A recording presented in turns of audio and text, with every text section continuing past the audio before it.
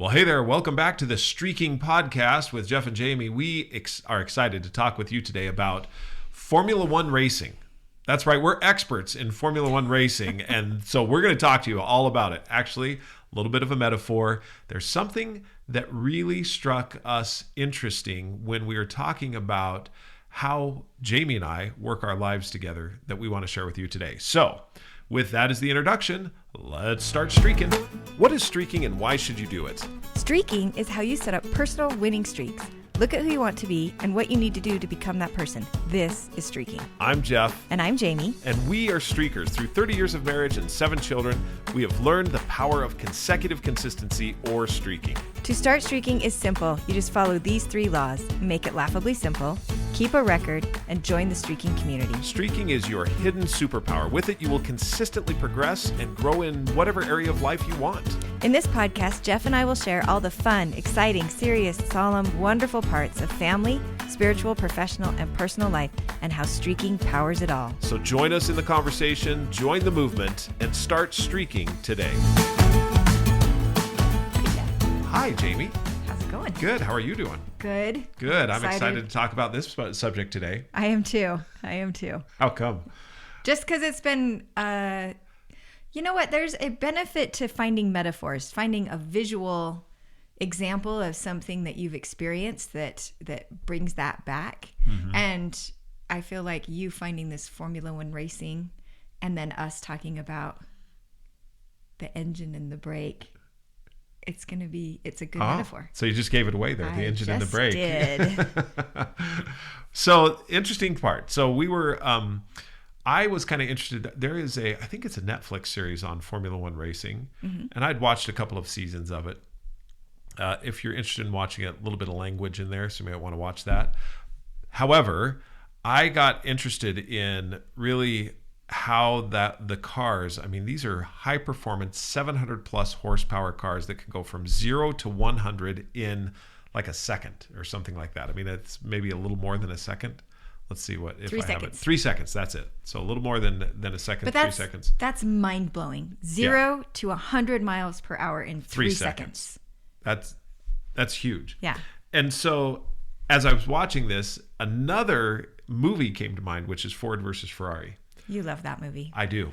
And there is a particular part in that movie where they have just put a brand new engine in the car that they're going to be using for the 24 Hours of Le Mans, the Ford car that they're going to be racing. They're going up against Ferrari, excuse me, not Porsche, but Ferrari. And they're trying to beat Ferrari. And they have this engine that is just all powerful. I mean, it can really rev the car. However, one of the things, Christian Bale, who plays the driver of the car, and I'm forgetting characters' names. I remember the actors' names, but not characters' names. That's so okay. Anyway, he's testing the car, and he is just zooming around the track. However, at one point, when he goes to make a corner, the brakes go out.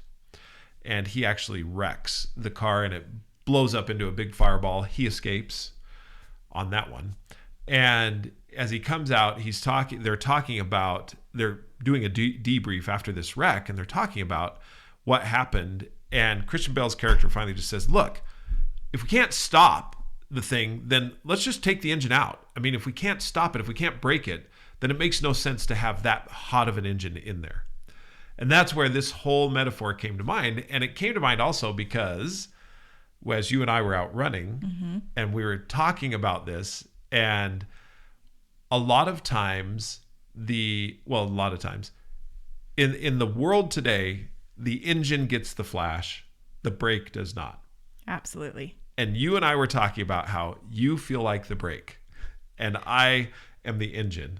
And it's like the flash and everything else goes to the engine. However, what really wins the race when it comes down to it is the brake.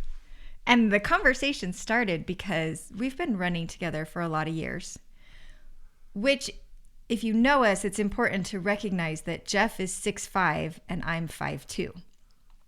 Jeff ran cross country in high school.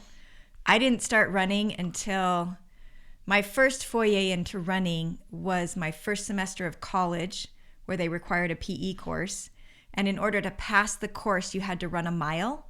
And I threw up afterwards. I couldn't even run a mile without throwing up. And I remember at that point, literally thinking in my head, I'm not a runner. I'll never be a runner. Like there's people that are runners, and then there's me. And there's me. And there's me, and I'm not one of them. So then I didn't ever run again until years later. We'd been married for a while. I had 4 children, and you started running to lose weight.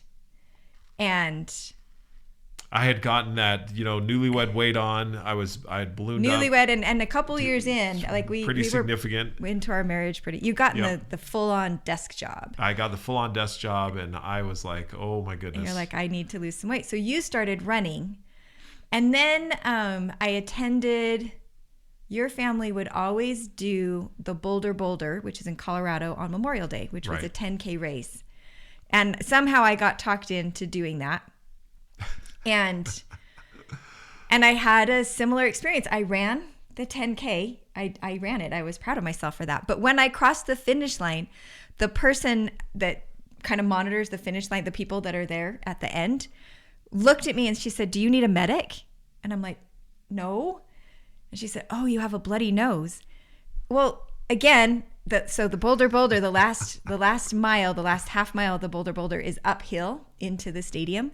And I got halfway up the hill and you lost sick, my lunch right? again. Yeah, got totally sick. You found a place to just heave. Totally sick. Well, in that process, I must have gotten a bloody nose. So my beautiful crossing the finish line of being so proud of myself for finishing has this great finisher picture where I look like I got beat up. I got blood on my face. And so again, struggling a little bit to be like, another grand experience in running, but kept with it because your family really loved it and you really loved it. And my next big inspiring moment was when you decided, again, more years down the road, you decided to run a marathon. Right. And you trained for it the whole time. And then I went and took the kids to support you at the end.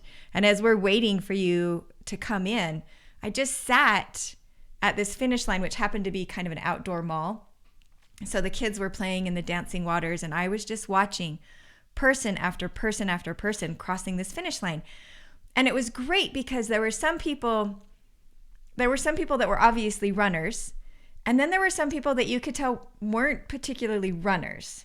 Right. They were regular people. Right. Exactly. And they were all so proud of themselves, and they crossed the finish line, and there's someone there to put a medal on their neck and wrap them in one of those blankets. And it was just this feeling of, I remember just sitting there watching all of these people cross the finish line and thinking, oh my gosh, I want to be one of these people. So we started training, but in all of my training, all the years I have never been a fast runner. I don't run fast. And I'm not particularly a competitive person. I'm not the kind of person that when someone's on your heels, it propels me forward. In fact, one time to try and get faster, I downloaded this app called Zombie Run. And you put your headphones in and you listen to this run where it's just fine and there's music, and then all of a sudden you hear zombies breathing and they're chasing you and they get closer and closer and closer. And if you don't run faster, if you don't run at a certain pace, it says the zombie got you, you're dead. I did that twice, never could outrun the zombie, no matter what. And I recognized that it was not motivating for me. I would I'm just going to walk and let it kill me. This isn't working.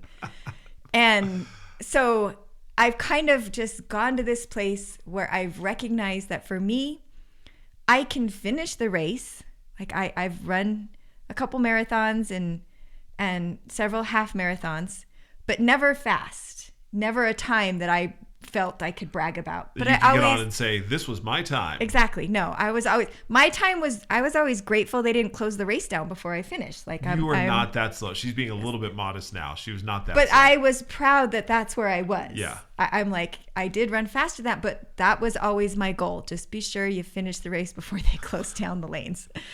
And so as we've run together over the years, it has been sometimes a lot of times that I have had to work through a lot of feelings that I am always holding you back. That as we run together, And we talk about our pace, which wasn't, and that was a poignant moment for us. We ran a half marathon together, and we finished, and some people were coming up and congratulating us, and they were asking about our times. And Jeff said, "Oh, well, I ran it slow because I ran it with Jami." And it was one of those not moments a wise thing to say, guys, and it was one of those times that the minute you said it, you realize you're like, "Oh, I just blew it. I blew it." and it was one of those times that I was like, yeah, confirmation of what I've always felt. And so that led to years of us talking about, oh man, did it ever, getting our pace. It wasn't your pace. It wasn't my pace. It was our pace that we ran when we were together. And that became a beautiful metaphor for a lot of things that we've done in life and in our marriage. However, I still have always felt that our pace was always a slower pace because of me. That if I was a faster runner, our pace could be faster. And that no matter what, you would always be able to outrun me. No, I had in my belief window that no matter how much I trained, and this is probably true, I've never trained enough to test it, but no matter what, you would always be able to outpace me. Okay, so are you done, or can I tell my side of the story? Tell your side of the story. Okay. So in Jami saying all this, absolutely true. I mean, as far as what you're saying in regards to it, I was a runner before Jami ran cross country, everything else. And my attitude is always faster. Got to get faster, got to get faster, got to get faster. Before we started running together, I suffered several injuries because I never wanted to take a day off. I always wanted to push the pace. If I was off the pace, my personal pace, whatever it was, I tried to push it harder. I would rarely listen to my body and rarely listen to anything that said, you may want to slow down for today. You may not want to go quite as fast. And therefore, because of that, I suffered injuries. I've had any number of injuries because I didn't listen to my body and slow down when I needed to. So when we started running together and we established our pace, interestingly and quite significantly, I don't suffer injuries anymore. In fact, I run better today than I ever did when I was running on my own, because Jami and our pace puts us at the place where I'm not getting injuries. So when I would suffer an injury, that would take me out of running for weeks, sometimes months. Took you out of a couple of races. And therefore, if I kept that, we wouldn't have the streak that we have today, which is 10 years and going. But it was because both of us together, and we often talk about this, the yin and the yang, both of us together make up our pace, which is the engine and the brake. Because there's times where you rely on me to run, where you're like, I'll hook myself to him. I'm just going to run with him. And there's also equally amount of times where I rely on you to slow myself down in order to be able to continue running and going forward. And that comes into play as part of the story, is that I desperately wish that I was one of those people that woke up in the morning and was like, I can't wait to go on a run. It's going to feel so good.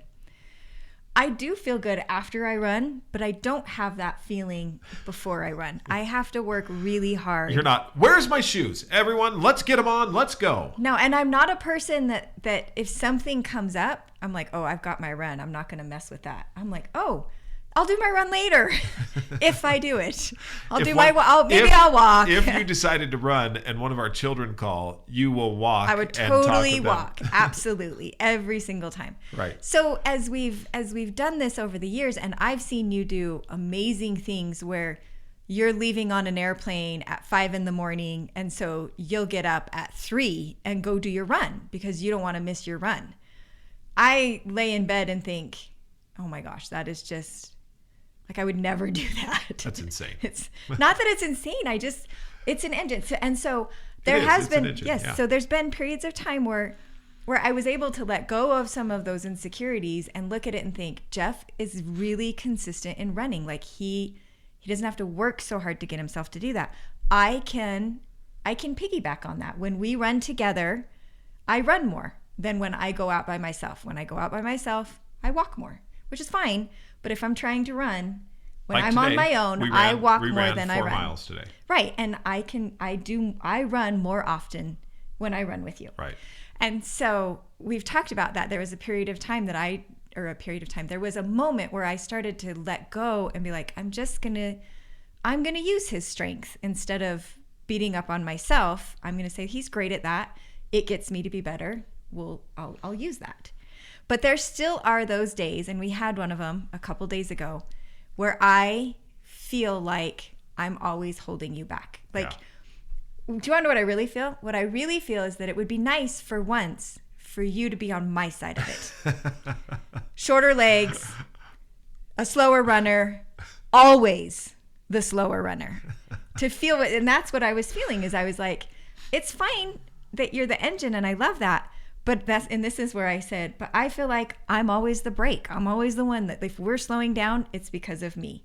If we're not gonna go as fast, it's because of me. And I said, the world loves the engine. Nobody likes the brake. And that's when you said, without a brake, you die. That's exactly right. Like, you need brakes. And so it became this conversation of recognizing that both are important, and that it's not only important, that it's absolutely critical. I mean, when when they you work look at together, the car performs. Absolutely, because when they're not working together, when one is at odds with the other, or if the brakes don't work, the car crashes and doesn't finish the race. Right. If the primary objective is to win the race, that's the primary objective. You're trying to win. Well, you got to finish it in order to win it. And you said something interesting. You said the fastest car is not the winner. And I'm like, yeah, it is. The fastest car wins the race. And you said, no, not if the fastest car crashes. Right. And I thought that's a good point. Because you can you can accelerate all the way down and crash. And this is I think an important one. And as I looked at and just been interested in, I was about to say studied. I have not studied it. I've had a little bit of a fascination around Formula One racing. And one of the things that happens is if the driver trusts the brake, they will stop it with a shorter amount of time. In other words, they will go as far as they can if they trust their brakes. They know that they can hit those brakes and that it will slow them down around the corner so that they can complete the corner and then accelerate again. Yes. But if they don't trust the brakes, then it actually hinders them from performing at the top speeds. Which I can totally understand. It adds just enough hesitation to make a difference. Yeah. So the question that I had and that we talked together is in the sense of engine versus brakes. Engines, you always hear the engine. It gets all the pizzazz and performance.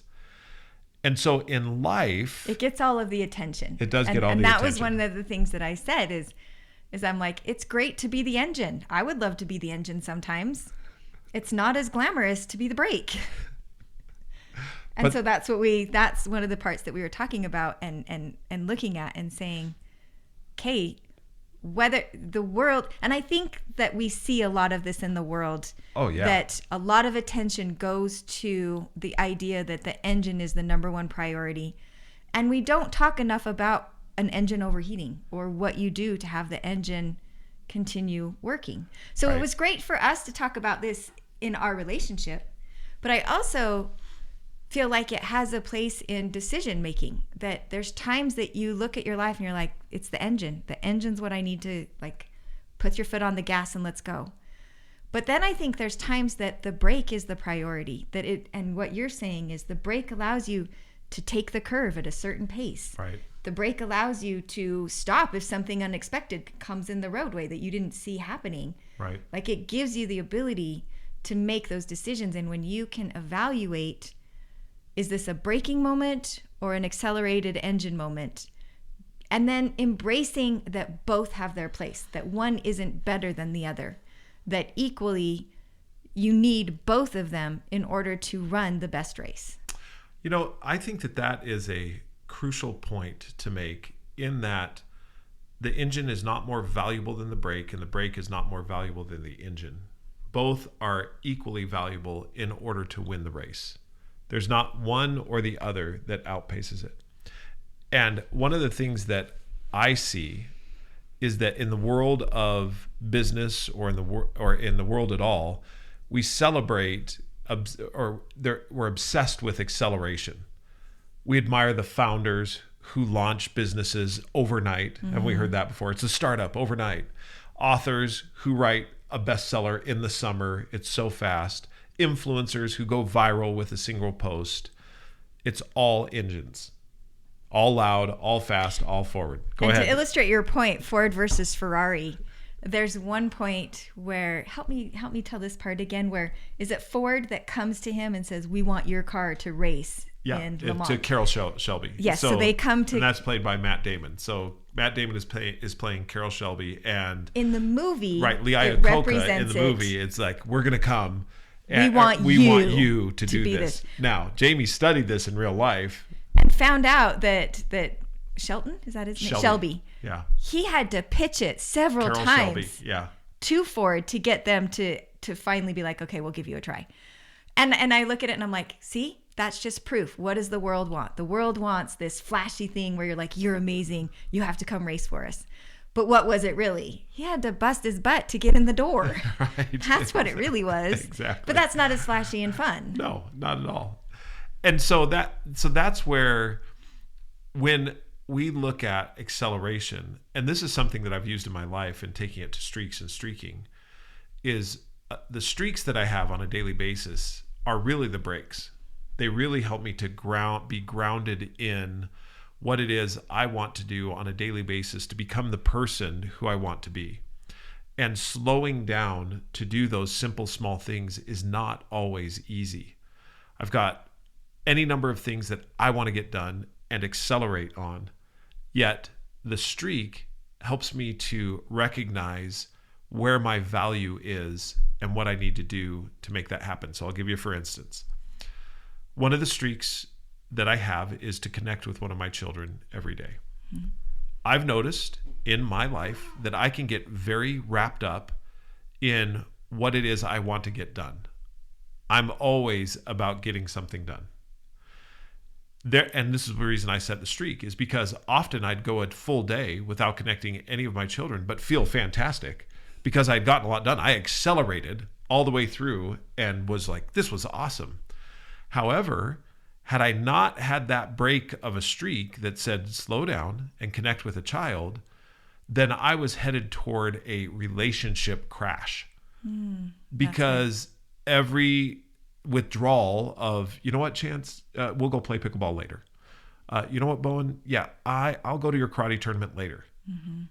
That is an absolute setup for a blowing through a corner and just crashing, because I'm accelerating and I'm feeling great about the acceleration, when in actuality, I need to focus on what is the priority that I have. And I want to be a good dad. I want to I want to have a relationship with my children. Mm-hmm. And therefore, connecting with them and having a streak that says connect with at least one child every day, that is setting me on the right course and slowing me down so that I can win the overall race. That's really good. I had looked at it differently. So if I restate what you're saying, is you look at your streaks as the thing that breaks you from just going top speed all day long, and when you hit the corner, you just blow right through it, yeah. Crash. Exactly. Whereas the streaks, the things that you do on this daily basis, they ground you. They slow you down a bit. They allow you to take some time to read. They allow you to take the time to connect with your children. It encourages you to plank or to do push-ups. It's the taking the time at a very consistent pace, rather than, I haven't done push-ups for a week, I'm going to do 50 today. Right. And now you've, exactly. Your body's like, whoa. Exactly. You didn't prep us for that. I had looked at it a little bit different. I had looked at brakes and engine in each individual streak as there are times in my life where I can accelerate that streak, where I'm excited, I'm motivated, I'm doing a lot around it. And then there's other times that it's okay to break off a little bit. Doesn't mean I stop it, but I slow down a little bit, and I allow life has turned in such a direction that I don't have the energy or the time to do it at the level that I was accelerating at before. And so there's times where I'm full throttle on the straights and then breaking around the curve in the streak. Does that make sense too? Totally, 100%. I love that as well, because speaking of, and what you're saying is, the streak is also the start of something amazing. And sometimes I need that acceleration of a streak to be able to start whatever that amazing thing is that I want to be doing, of who I want to become and how I want to get there. So in relation to that, for example, writing, I'd always wanted to write. In fact, I remember several times where I had said to you, I want to write this book or that book. And there was one time we were in a heated argument, and it was probably something about career. I forget exactly what it was, but you say you want to be a writer, but you haven't written anything. I mean, just, and it was just a smack in the face. But it was true. Harsh. It was true. And this was several years before we started streaking. Okay. And I had no idea how to start being a writer. I just thought, well, I'll sit down and write a book someday. Right. And I think that is the fantasy that we have in our brain when we want to accomplish some huge goal, is it's like, well, I'll just sit down and start writing it someday. I'm really glad that you brought that up, because that is something I've had to work at in my life, is I focus so much sometimes on what I want the glorious result to look like. And then I get disappointed with the everyday work and never get to that glorious result, because really the glory is in the day-to-day work, not necessarily, but what it gets. The Pinterest or the Instagram post is the glorious result, not the day-to-day work. Does that make sense? It does. Absolutely. So there were times. Well, that's why we see highlight reels only. We don't see the everyday work to watch 8 hours of someone working out is... Exactly. To watch the actual football practices. I mean, there are some people that probably love doing that, but people want to, you see the highlight, you see the amazing parts. That's the fun part. You don't see that, the 30-second highlight is hundreds and maybe even thousands of hours of work to get one 30-second moment of highlight. Yes. And so I think sometimes, so what I thought as you were saying is, yes, the glory of writing a book, and it's going to be on the bestseller list and people are going to read it and they're going to say things to me.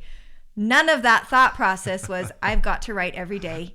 No. And I've got to deal with all the red lines of the people, or the time that we read through the manuscript and I'm like, this is such crap. I stuck it on the bottom drawer underneath everything, because I was like, it's never going to be good enough for anybody to read. Shredded it at that point. That's not the fun thing to talk about. So awful. And so it is interesting and streaking helps to embrace that part of it, that aspect of it, to find positive winning in the day-to-day of it. Mm-hmm. Absolutely.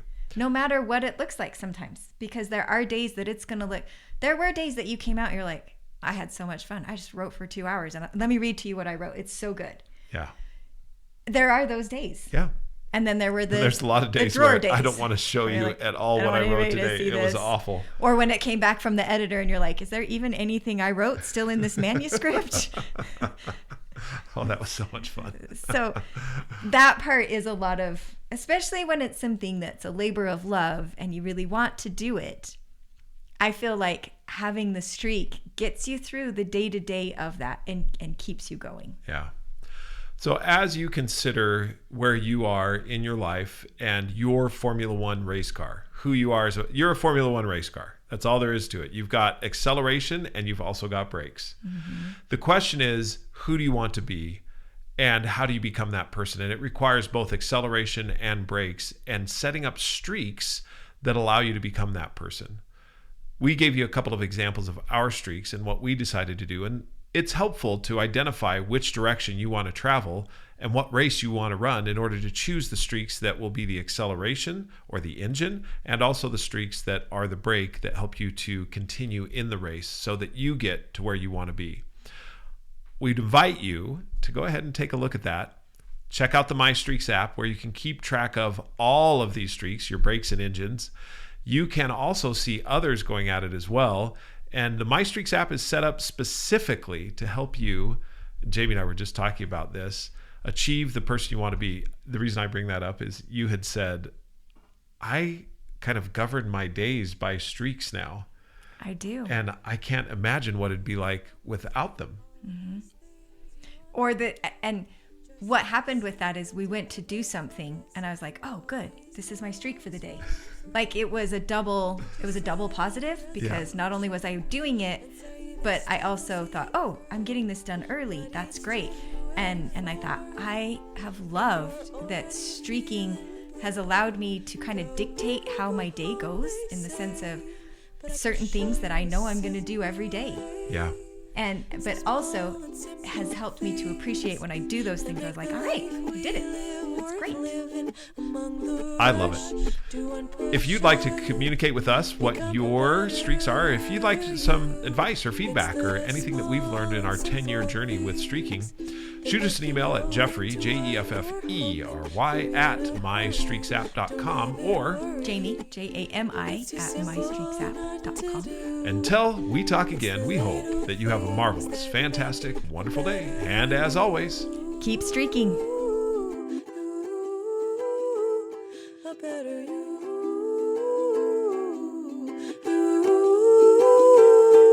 It's the little things that make a better you.